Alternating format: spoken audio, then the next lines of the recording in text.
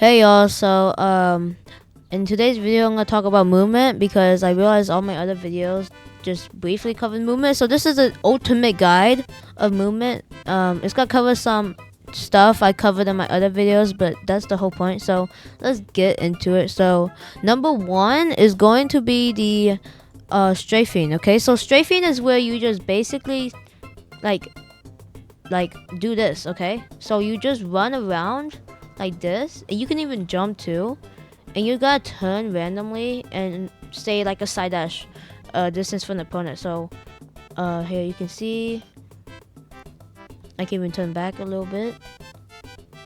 I can do this, I can jump away like that. So the whole point of this is because when you actually do this, it makes it way harder for them to hit you. Okay, it makes it way harder for them to start combo by just a simple side dash. Okay, and also you're not just a sitting duck. So instead of holding S block like this, like some of you might think, there's a lot of tricks that people can do to actually counter that. But for this strafing method,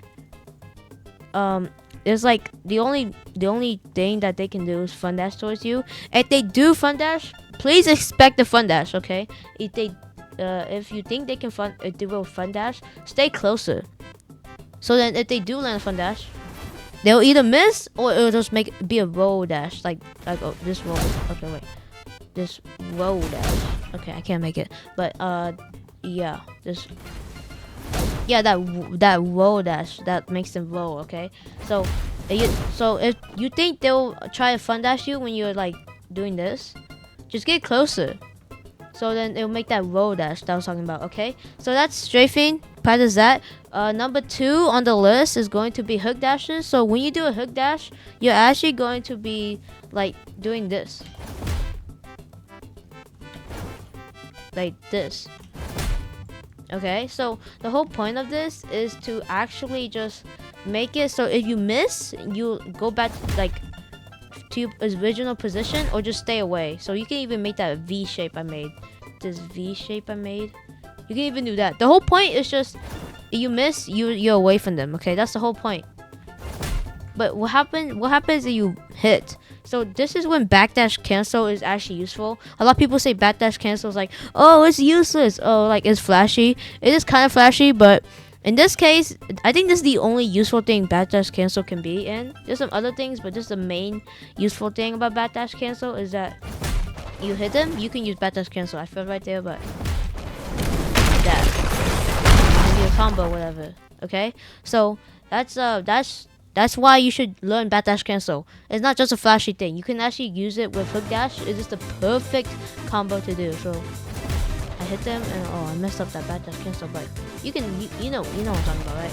Yeah, I'm not on it today. So number 3 is we're going into front dashing. So front dashing is actually really underrated. So a lot of people think front dashing is like, oh, front dashing is just like useless only for combos and extenders, like maybe like useful for only twisted or stuff like that. But actually front dash can be used in movement too. Okay, so for new players, they always just front dash like this, and it's really easy to predict and block. But a lot better is to use front dash when they don't think you will. Okay, when they don't think that you're gonna front dash. Okay, so this depends on your adapting ability.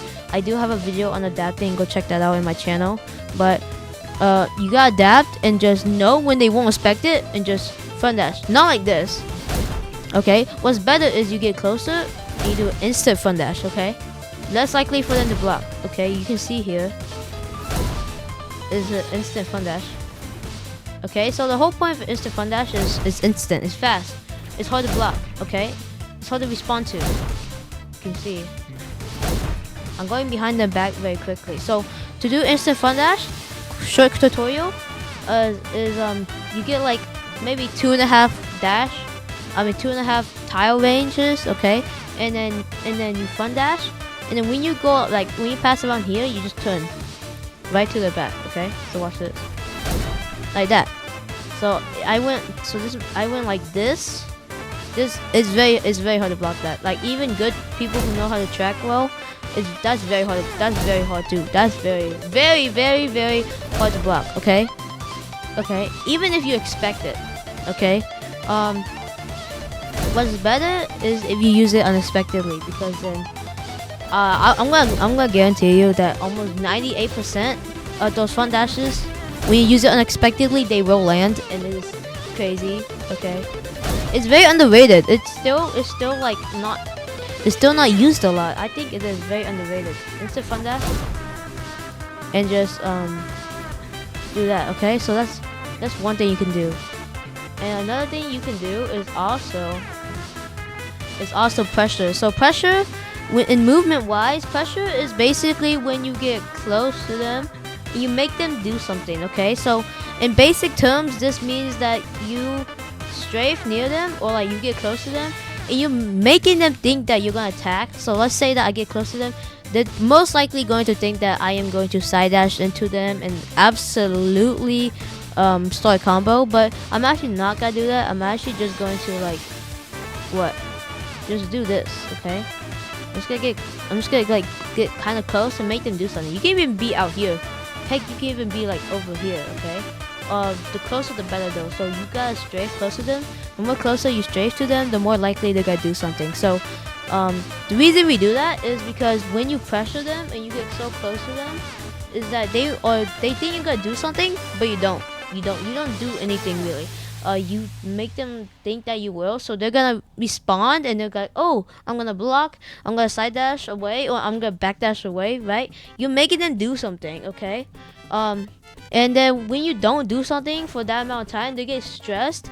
The stress stacks up really fast, and then they get confused, and then they put their guard down, and then that's when you strike. Okay, so this is very like OP against passive people. It still works against aggressive people because you're still trying to make them do something, but it's way more better for against fighting passive people. Okay, so learn pressuring. Okay, you can watch like some of my fighting like things, I guess, or you can attend one of my trainings on my Discord. You can watch me fight. You can see how I pressure. Okay, I am like I'm really good at it. Okay, no self promote here, but so yeah, pressure, do that. Okay, now nothing, backdash. Okay, so backdash, it is useful, like the normal backdash, like this. What I see a lot of people do is that they do this and they like backdash and then they try to attack right after it. If you're fighting a pro, they're gonna most likely block that and do a 360 side dash around you and start a combo on you before you know it. What's best is you just don't do that in the first place, unless you do it very unexpectedly, kind of like the front dash. But I recommend not doing that like at all. It's not worth it. The backdash it just takes too long. Okay, like it's not like how the front dash has like a attacking like fist at the very front where you can stop it.